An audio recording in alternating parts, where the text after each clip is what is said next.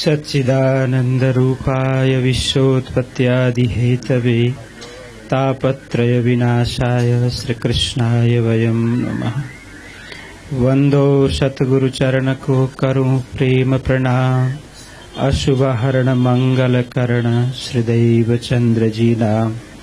श्री प्राणनाथ निजमूलपति श्री महराज सुनाम।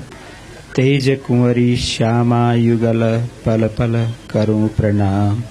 तेज कुंवरी श्यामा युगल पल पल करूं प्रणाम।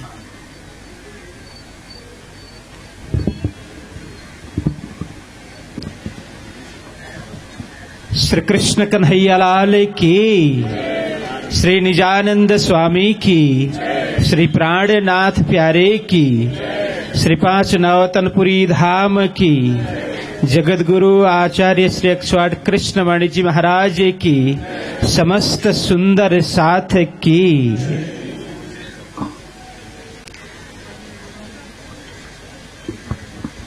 आज धेरै आनंद को अनुभव भइरहेको छ। यहाँ हाम्रा धर्म का अत्यंत धर्म प्रिय, सेवा प्रिय, समर्पित सुंदर साथ आदरणीय बुआ उद्धव श्रेष्ठ को आज शुभ निवास में त्रिदिवसीय पारायण को मंगल कार्य भइरहेको छ। आज द्वितीय दिवस। यस पावन अवसर में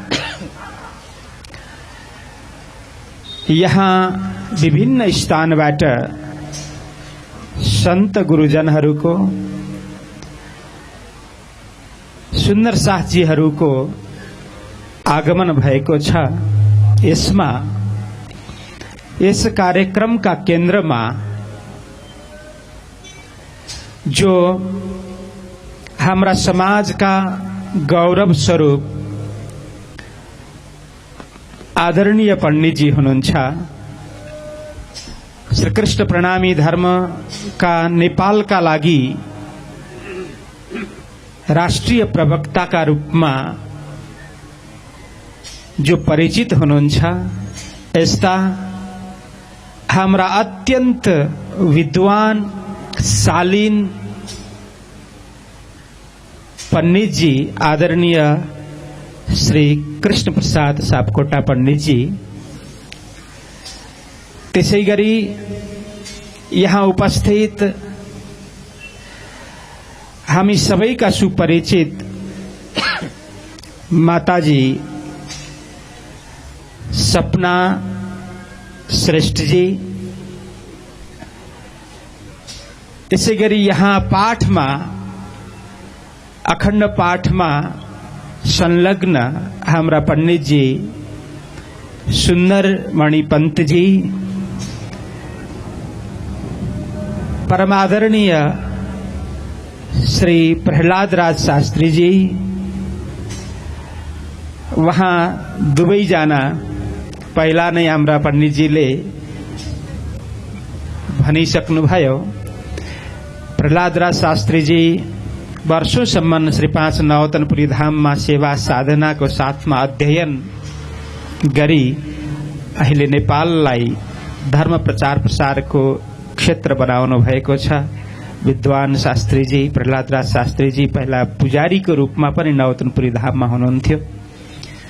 त्यसैगरी हाम्रा श्याम पौडेल जी, वहाँले पनि नवतनपुरी धाम में पुजारी को रूप में एवं महाराष्ट्री को हजुरी को रूप में सेवा गर्दै वहाँले अध्ययन पूरा गर्नुभएको हो। श्याम पौडेल जी, त्यसैगरी हाम्रा नेपाल में प्रचार प्रसार को नि राम्रो कार्य गर्दै हुनुहुन्छ।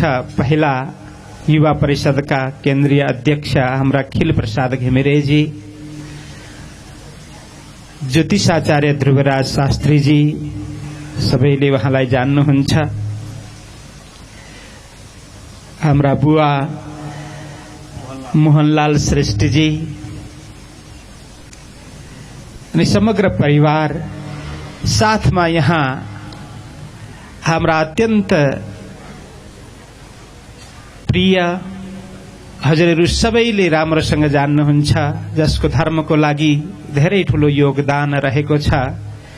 पहिला पूर्व अध्यक्ष श्रीकृष्ण प्रणामी सेवा समितिका, अब पूर्व अध्यक्ष त भन्न मन लागेको छैन, तर पनि एउटा विधानले गर्दा बाँकी उहाँको धर्मको प्रति धेरै ठूलो योगदान छ र रहनेछ। उहाँको मार्गदर्शन, उहाँको अनुभव हमेशा रहनेछ। हाम्रा आदरणीय मदन शर्माजी, त्यसैगरी बाइजुराज सेवा समितिका केन्द्रीय अध्यक्ष आदरणीय दिदी शारदा शर्माजी,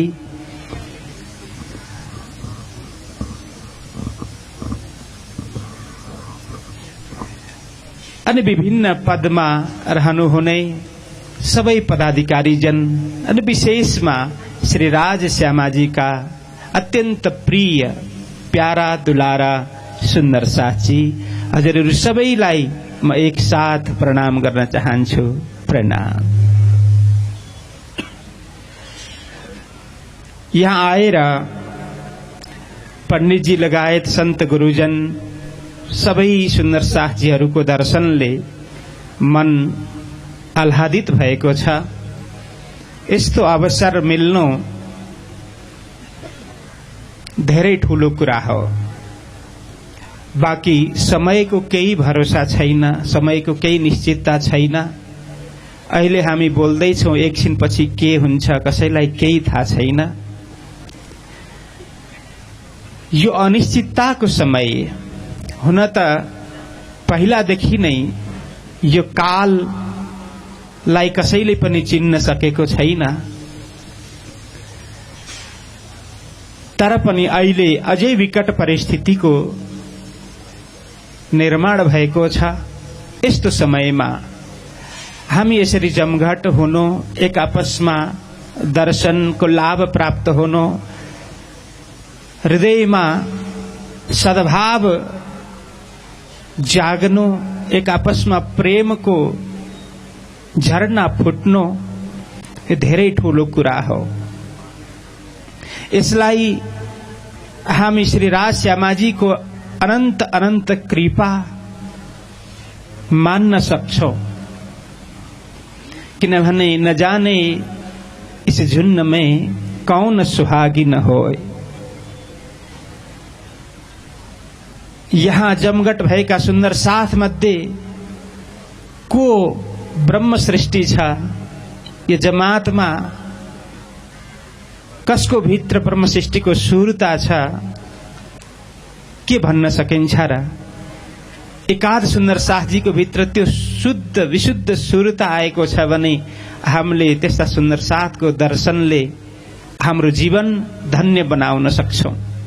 त्यो हुनाले यस्तो कार्य समायोजन जसले गर्नुभयो, हाम्रा आदरणीय बुवा उद्धव श्रेष्ठ एवं माताजीको के नाम हो? गंगालाल श्रेष्ठ जी, गंगा लक्ष्मी श्रेष्ठ जी, हमारा मोहनलाल बुआ को बहिनी हैन त? मोहनलाल बुआ को बहिनी यता, हजुर को दीदी की बहिनी दीदी कृष्ण देवी कहाँ हुनुहुन्छ? अच्छा, आमा यतै हुनुहुँदो रहेछ। यो श्रेय उहाँहरूलाई जान्छ, किनभने एक त उहाँहरूले यो ब्रह्मवाणी लगभग 1.5-2 वर्षदेखि निरन्तर पाठ गर्दै उहाँले संकल्प लिनुभएको थियो रे 108 को 108 भन्दा अधिक भइसक्यो। अहिले केही दिन पूर्व परम पूज्य आचार्य महाराज श्रीको पावन आगमन भएको थियो। यहाँ पनि र यहाँ भन्दा पहिला मोहनलाल बुवाजी को घरमा उहाँकै मुखारविन्दबाट 108 पारायण को पूर्णाहुति पनि भयो। यो शुभ संकल्प लिनु धेरै ठूलो कुरा हो। हामी संकल्प लिनै सक्दैनौं। संकल्प लियौं भनेदेखि कार्य सिद्ध हुन परिश्रम अवश्य गर्नुपर्छ, तर शुभ संकल्प लिने बित्तिकै लगभग थुप्रै कार्य सिद्ध भएको मान्न सकिन्छ। शुभ संकल्प लिनु प्रथम ठूलो कुरा हो। उहाँहरूले 108 पारायण गर्ने शुभ संकल्प लिनुभयो, यो धेरै परिश्रमको कुरा हो हाम्रो लागि, विशेष गरेर किनभने हाम्रो पाठ पारायण गर्ने यसरी एक ठाउँमा बसेर पाठ पूरा गर्ने बानी छैन। त्यो हुनाले जसले पाठ पारायण यसरी निष्ठापूर्वक गर्नुहुन्छ उहाँहरूप्रति मेरो धेरै श्रद्धा र आदर हुन्छ, किन आफू गर्न सकिँदैन, जसले गर्नुहुन्छ उहाँहरूको चरणमा कोटि कोटि प्रणाम। धेरै ठूलो कार्य हो यो। यहाँ कति पारायण भन्नुभयो? 108 त बुवाले पूरा गर्नुभयो र 42 भन्दा ज्यादा माताजीले पूरा गर्नुभयो। 151 पारायण 150 पूरा गर्नुभयो। यो पारायण 151वां पारायण। यो धेरै ठूलो कुरा हो। हामी तालीको साथमा उहाँलाई उत्साहवर्धन गर्न सक्छौं। सुन्दर साथजी, अहिले धेरै प्रवचन हामी सुन्ने र सुनाउने तरफ नजाऊं। यहाँ आदरणीय पण्डितजीले हिजोदेखि नै धेरै ज्ञानका कुराहरू वाणीको माध्यमले, अन्य शास्त्रको माध्यमले हामीलाई सुनाइरहनु भएको छ। धारा प्रवाह उहाँको ज्ञानको धारा जसरी बग्छ, सुन्दर साथले त्यसलाई आत्मसात गरिरहनु भएको छ।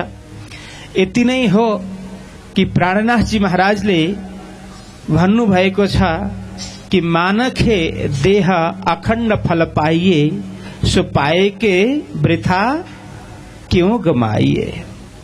यो मनुष्य तन धेरै परिश्रम पश्चात, धेरै त्याग र तपस्या पश्चात, धेरै पुण्य आर्जन पश्चात यो प्राप्त भएको साधन हो। यसलाई साधन भनिएको छ। शरीर माध्यम खलु धर्म साधनम। यो शरीर एक साधन हो। के को लागि?